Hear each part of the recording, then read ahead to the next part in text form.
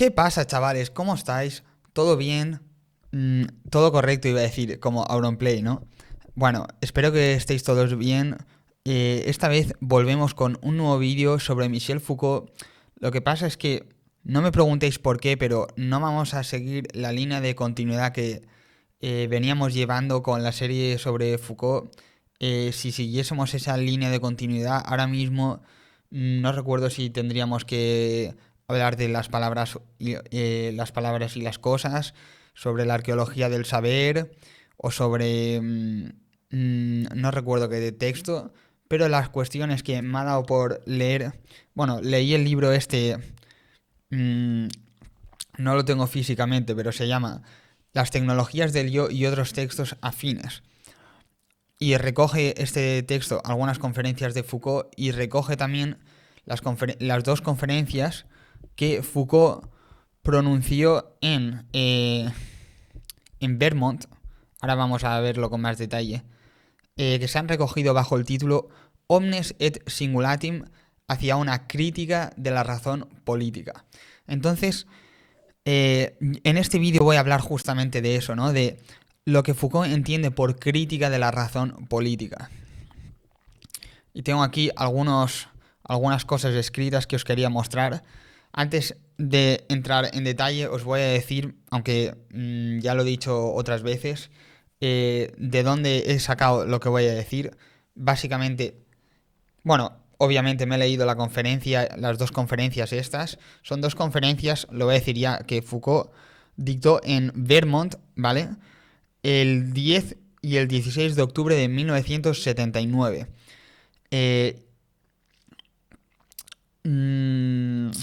Entonces estas conferencias se grabaron con una grabadora de audio y se transcribieron luego. La transcripción original inglesa, la verdad es que fue totalmente lamentable, pero porque creo que creo que cada vez que Foucault decía Aufklärung se ponía Aufhebung o algo así, ¿sabes? Pero bueno.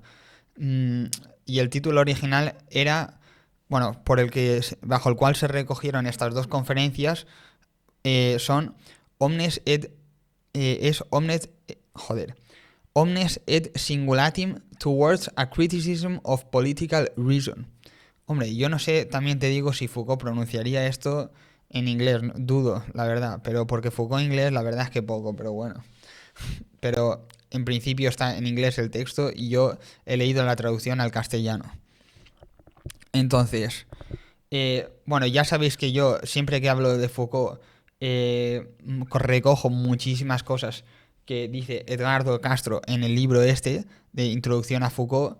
También he consultado el libro de Edgardo Castro también, que se llama Diccionario Foucault, que os recomiendo mucho a todos. Y también he consultado, también algunas cosas que voy a decir las he recogido del libro de Santiago Castro Gómez, Historia de la Gubernamentalidad 1.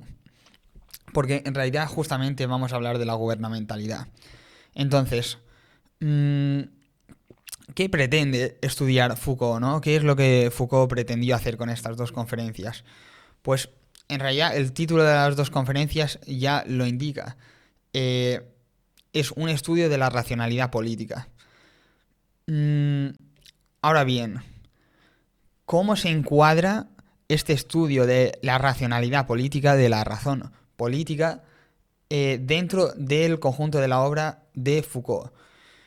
¿Cuál es el sentido exacto en que Foucault entiende esta crítica de la razón política, ¿no? ¿Qué entiende Foucault por crítica? ¿Cómo se posiciona Foucault respecto a la manera en que otros autores de la tradición crítica, como, vamos a decir, Kant, como Adorno, han entendido? ¿Cómo se distancia Foucault de la manera en que estos otros autores han entendido la noción de crítica o de crítica de la razón? Pues bueno, en realidad lo que vamos a contar hoy, lo que dijo Foucault en esta conferencia, Omnes et Singulatim, ya veremos lo que quiere decir esto. Esta historia se remonta al menos hasta un año y medio antes de que Foucault dictara estas conferencias en Vermont, cuando el 1 de febrero de 1978 Foucault cambió repentinamente el nombre del curso que venía impartiendo, que es el curso que ahora se ha venido a llamar Sécurité, Territoire et Population, es decir, seguridad, territorio y población. Al principio de este curso, Foucault prometió dirigirse hacia un estudio de la biopolítica, pero finalmente, a partir de la cuarta lección, Foucault cambia el rumbo de su curso y se dirige hacia un estudio profundo del modo en que el Estado se gubernamentalizó, ¿no? Foucault llama historia de la gubernamentalidad al proyecto que busca trazar la historia. Aquí estoy citando a Santiago Castro Gómez, lo que dice en Historia de la Gubernamentalidad 1, donde tiene un capítulo literalmente titulado Omnes et Singulatim. Y aquí dice Santiago Castro Gómez que esta historia de la gubernamentalidad busca trazar la historia del surgimiento del Estado, que se diferencia radicalmente del estado de justicia medieval. El concepto de gubernamentalidad en Michel Foucault en realidad se refiere a una forma de gobierno, a una forma de ejercer el poder que consiste en el control de la población, ¿no? Foucault discute muchas veces esta cuestión de cómo se ejerce el poder. Básicamente toda la obra de Foucault intenta describir la manera en que se ejerce el poder. Y él en este momento introduce la noción de gubernamentalidad, que es una de las nociones que permiten explicar cómo se ejerce el poder. ¿Cómo se ejerce? Pues mediante la conducción de la población. ¿Y de qué manera? Pues lo veremos más en concreto ahora cuando expliquemos. No, Foucault trata de analizar mediante esta historia de la gubernamentalidad cómo, bueno, y en realidad mediante esta historia de la gubernamentalidad, cómo se ha ejercido este control sobre los individuos o sobre la población en distintos momentos históricos. La gubernamentalidad la podríamos definir también como el conjunto de instituciones, cálculos y tácticas que tienen, y aquí estoy citando a Foucault, como objetivo principal el gobierno de la población, como forma mayor la economía política y como instrumento técnico esencial los dispositivos de seguridad. Vamos a citar otra vez a Santiago Castro Gómez y vamos a leer lo que dice sobre este tema. Dice: se trata en últimas de trazar una genealogía de las distintas líneas que componen la racionalidad del Estado moderno. La genealogía mostrará la emergencia de una racionalidad política cuyo objetivo es la gestión de poblaciones a través del saber económico bajo el instrumento técnico de los dispositivos de seguridad.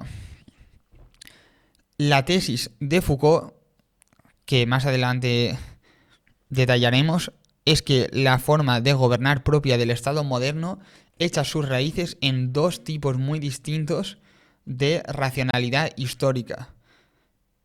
Por un lado, las técnicas del gobierno de la polis que se desplegaron en la Grecia clásica, y por otro lado, las técnicas de gobierno de la conducta individual desarrolladas por el cristianismo. Este será el tema de nuestro vídeo, pero primero, antes de profundizar en estos dos tipos históricos de racionalidad política, el de gobierno como conducción de una nave propia de la antigua Grecia y el gobierno como poder pastoral, como conducción del rebaño, que es más propio de la tradición judeocristiana, vamos a comentar o vamos a hacer unas reflexiones o vamos a comentar las reflexiones que hace Foucault sobre la noción misma de crítica de la razón o crítica de la racionalidad. Porque esto la verdad es que es bien interesante. Foucault lo primero que hace es revisar la forma en que la filosofía moderna y contemporánea ha tratado la razón, ¿no? Y dice lo siguiente: una de las tareas de la Ilustración consistió en multiplicar los poderes de la razón, pero muy pronto los hombres del siglo XIX se preguntaron si la razón no estaría adquiriendo demasiado poder en nuestras sociedades. Está hablando de la filosofía moderna y cómo luego en la Ilustración se empezó a cuestionar sobre algunos autores empezaron a cuestionar sobre los límites de la razón.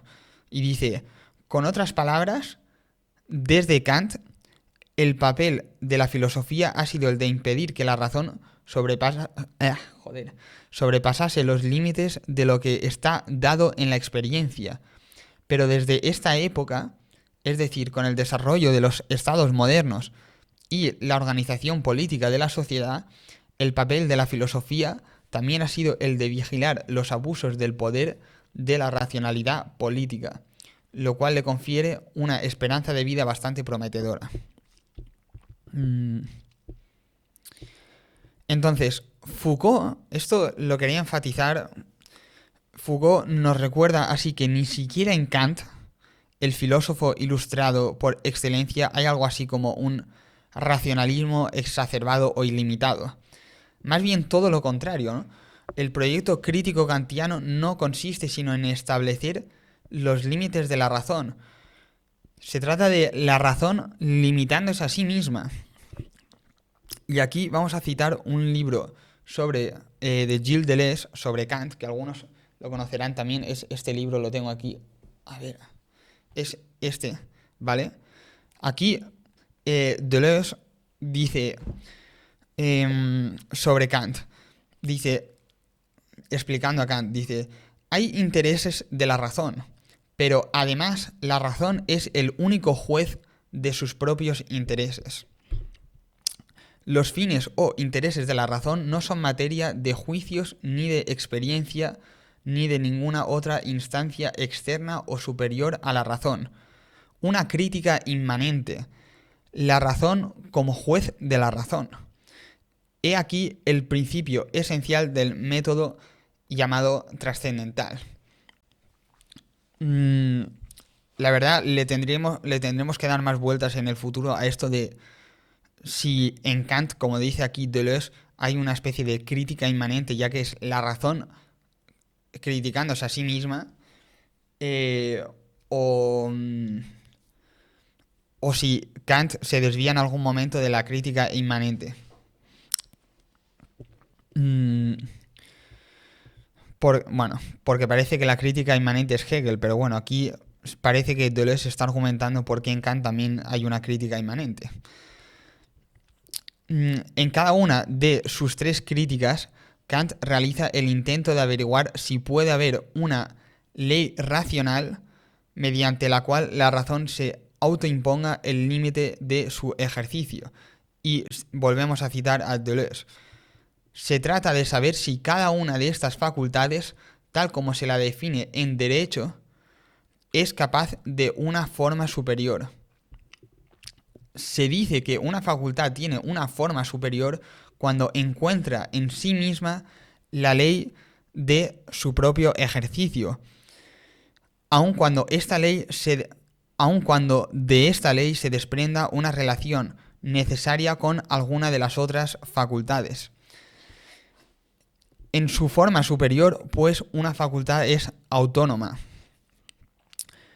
La crítica a la razón pura comienza con la pregunta: ¿hay una facultad superior de conocer? La crítica de la razón práctica con la pregunta de si hay una facultad superior de desear. y la crítica del juicio con la pregunta de si hay una forma superior del placer o del dolor.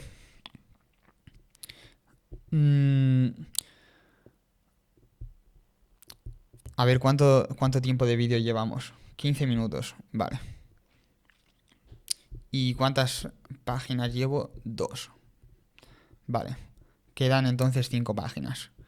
Vale. Entonces, ¿no?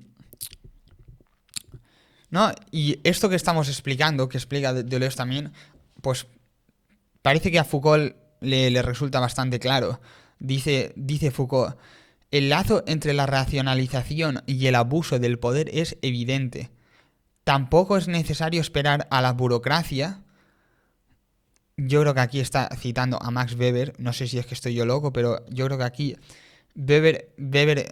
Foucault está diciendo, vale, es cierto lo que dice Max Weber de que el poder tiene que ver también con el hecho de que en la sociedad moderna ha habido un avance un avance de la burocratización que ha sido muy grande y cada vez más grande y ha sido inevitable o casi irreversible. Pero es cierto esto. Pero no es necesario tampoco apelar a esto. Como tampoco, dice, es necesario esperar a los campos de concentración para reconocer la existencia de semejantes relaciones.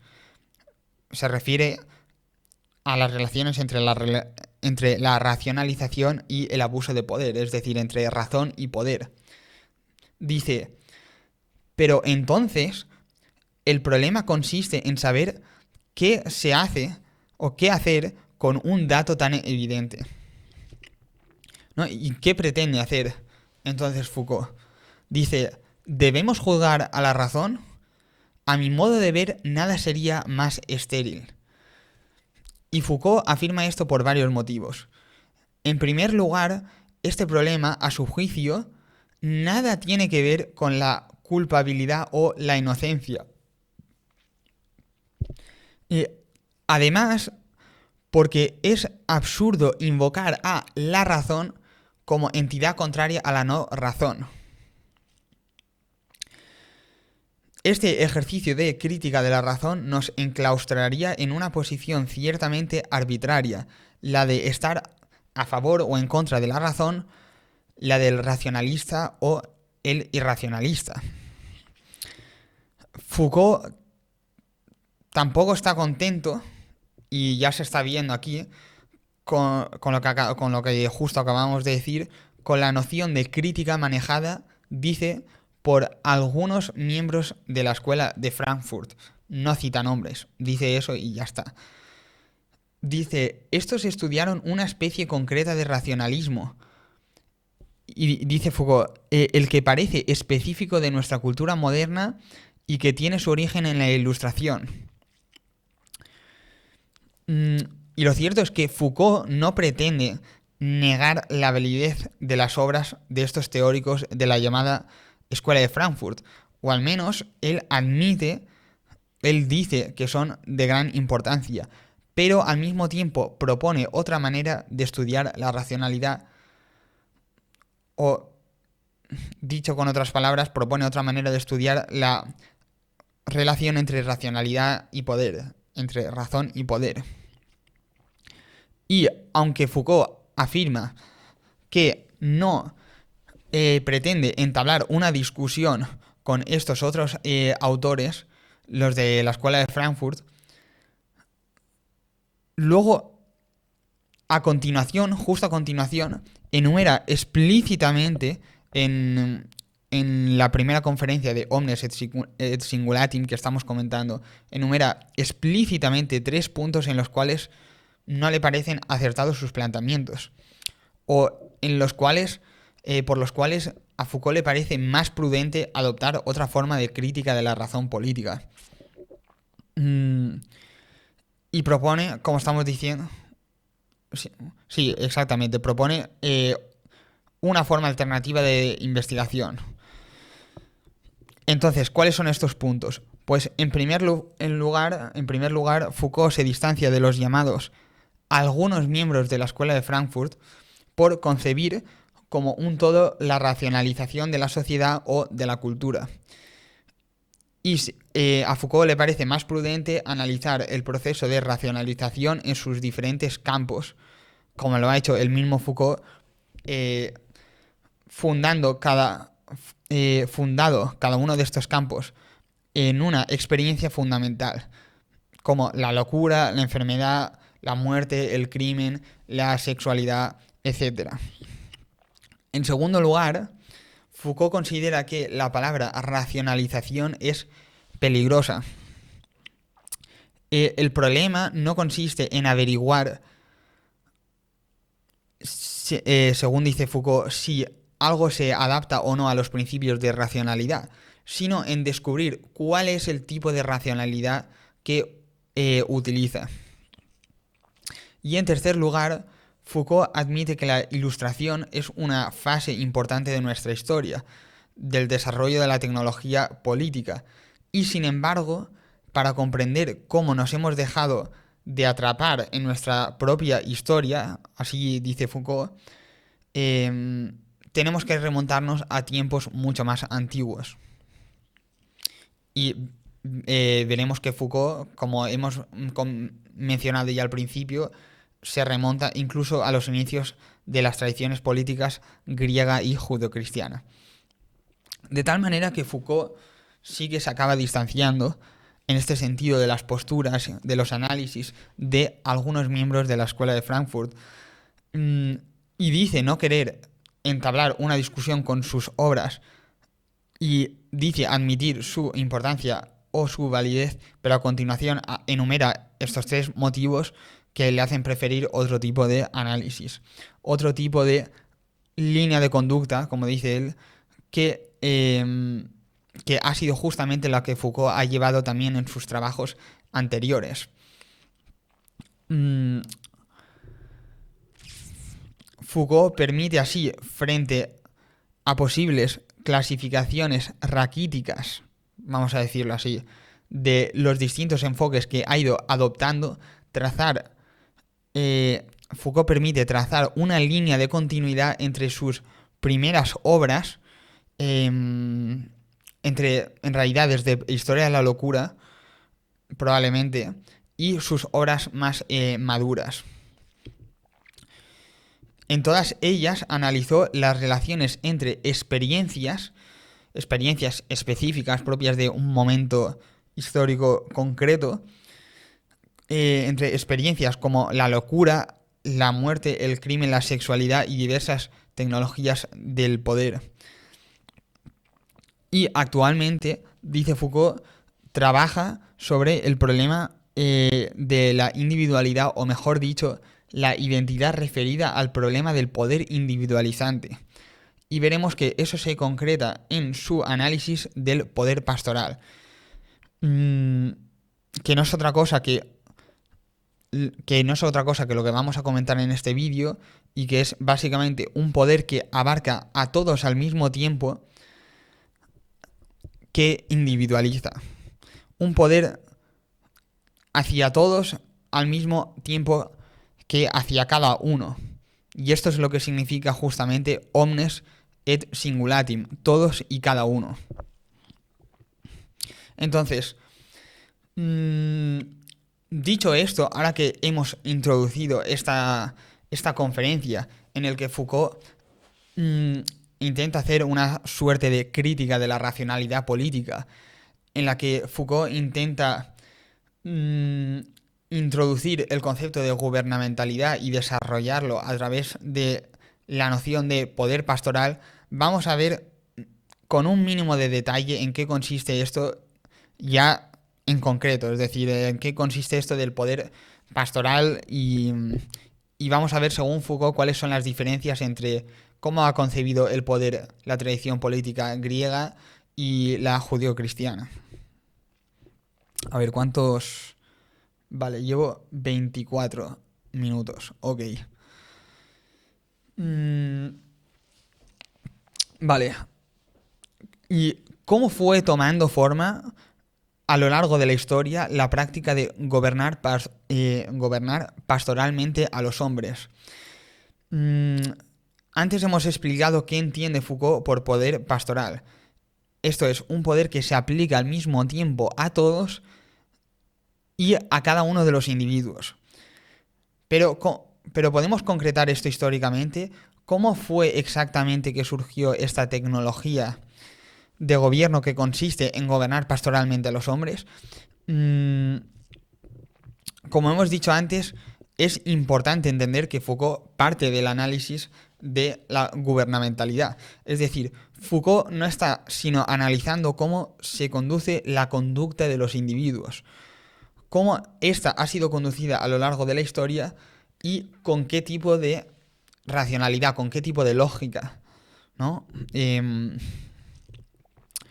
Esta es la pregunta que Foucault pretende responder y por ello analiza cómo se han producido en la historia toda una serie de discursos verdaderos que han servido como técnica de gobierno, como tecnología de gobierno. Esto es, cómo ha habido una producción de discursos verdaderos mediante los cuales se ha conducido la conducta de los individuos. Y la tesis de Foucault es que, mientras que en la tradición griega ha imperado una concepción del político como navegante, en la tradición judeocristiana la forma característica del poder ha sido la del poder pastoral. Y ha sido esta última la que se ha transmitido históricamente hacia la modernidad, hasta la modernidad. Entonces, como hemos dicho antes, se trata de una contraposición entre la imagen griega del político como navegante y la imagen judeocristiana del político como pastor.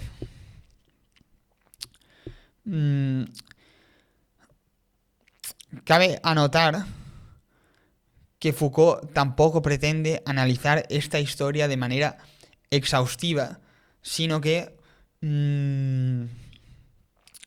simplemente quiere dar unas cuantas notas que permitan comprender mínimamente la cuestión.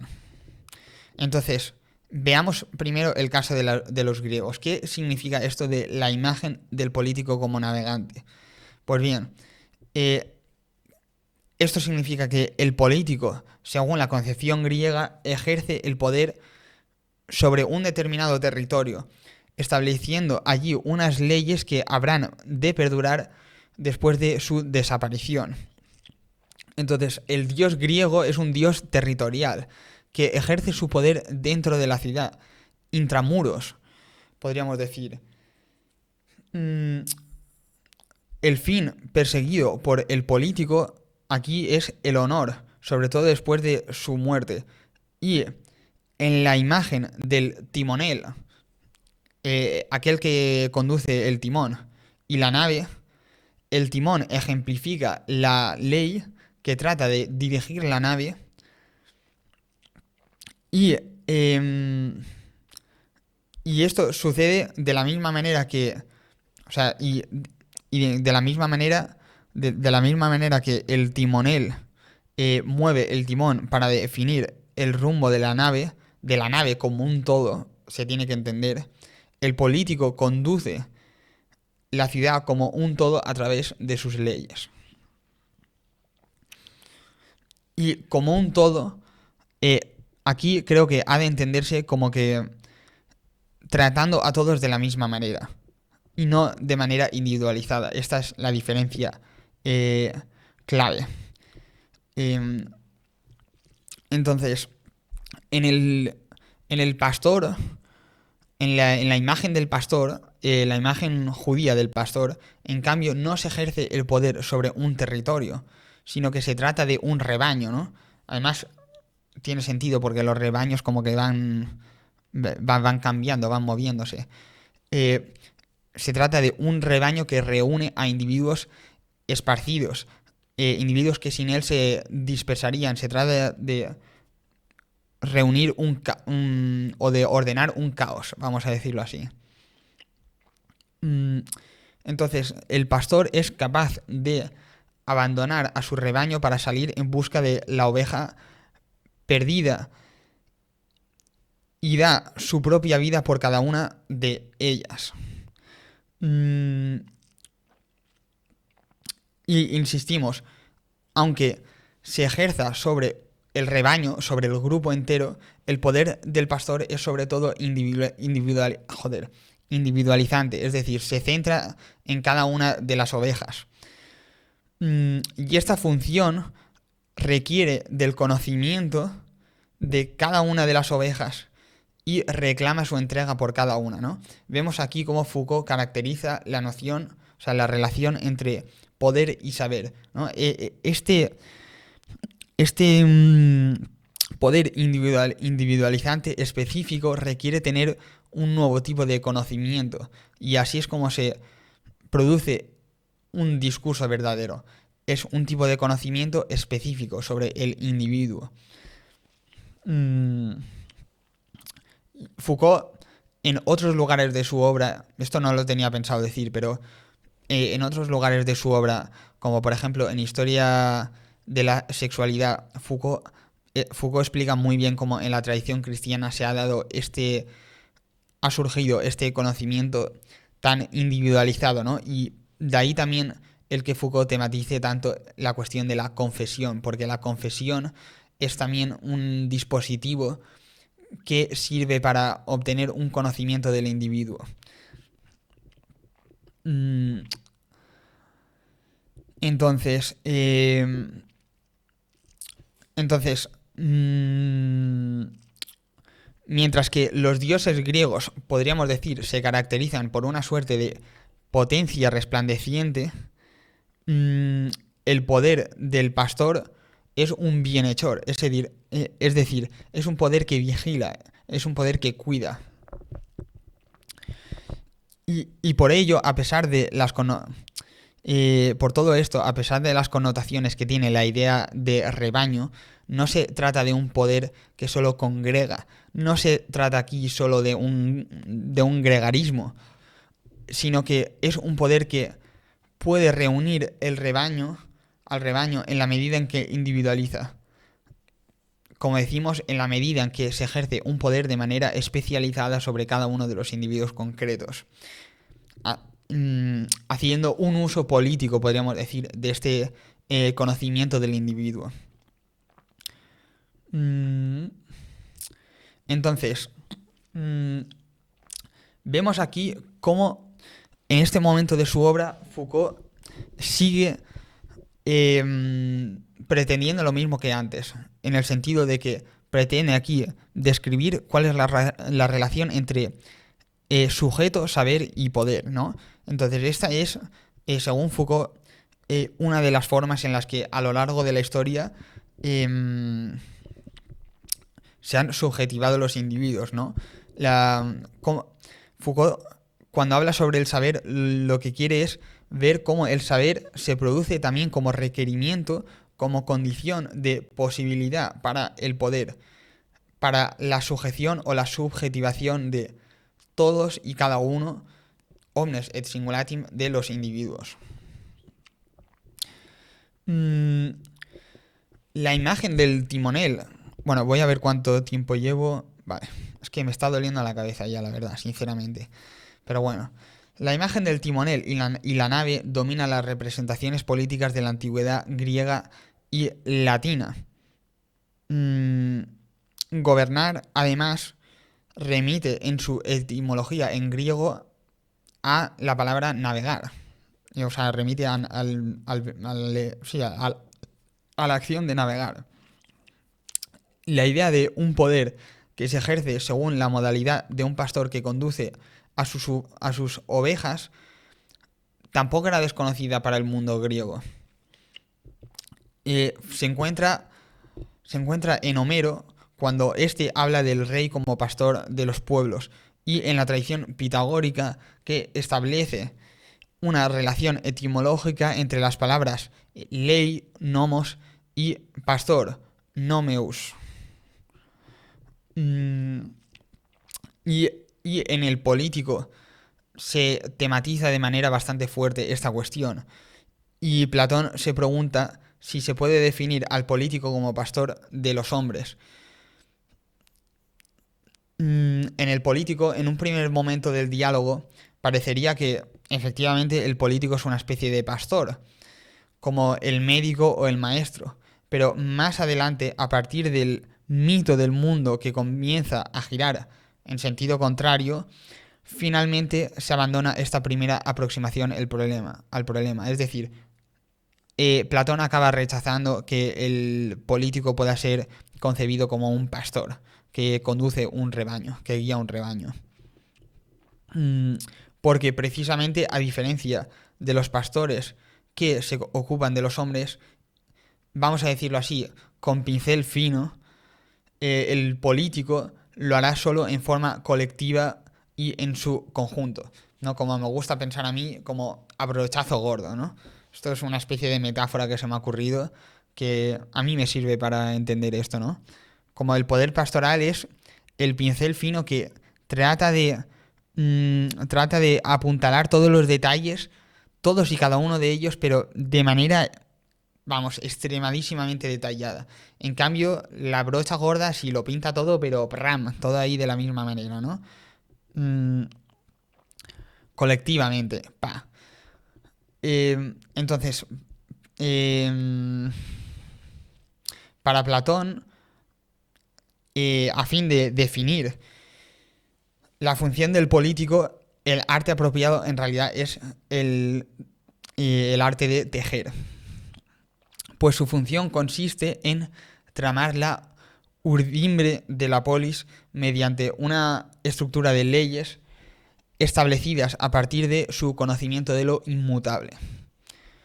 Mm, Y de esta manera concluye Foucault que en la literatura griega la metáfora o la imagen del pastor o bien está ausente o bien, como en el caso de Platón, en el político, acaba siendo rechazada. Mm, En cambio, en las tradiciones orientales, en particular la hebrea, es frecuente la imagen del pastor como representación del poder. Pero el poder pastoral, según Foucault, es una modalidad de gobierno que toma forma recién con el cristianismo. Mm, a partir de esos elementos de las tradiciones hebrea y oriental y también de ciertas técnicas de vida de la tradición griega, en especial de la filosofía de la época helenística. El poder pastoral es originariamente una práctica propia de las comunidades monásticas con un importante desarrollo en la literatura cristiana de los primeros siglos. Mm, Retomando sí, la expresión de Foucault, como lo expresa Foucault, el cristianismo articuló todos los elementos y temas, dice Foucault, del poder pastoral en mecanismos precisos y en instituciones bien definidas. Mm, es el cristianismo el que realmente organizó un poder pastoral específico y autónomo. Mm, en resumen, y seguimos citando a Foucault, el poder pastoral es un poder de origen religioso que pretende conducir y dirigir a los hombres. Recordemos, esto de conducir, recordemos que estos análisis parten de la noción Foucaultiana de gubernamentalidad. Esto es el poder como conducción y control de la población. Mm, Entonces, es un poder de origen religioso que pretende conducir y dirigir a los hombres a lo largo de su vida y en cada una de las circunstancias de esta vida. Un poder que consiste en querer hacerse cargo. Hostia, ya se me está acabando la batería. Que consiste en querer hacerse cargo de la existencia de los hombres en sus detalles y en su desarrollo, desde su nacimiento hasta la muerte, y esto para obligarlos a comportarse de una determinada manera para alcanzar su salvación. Esto es lo que dice Foucault.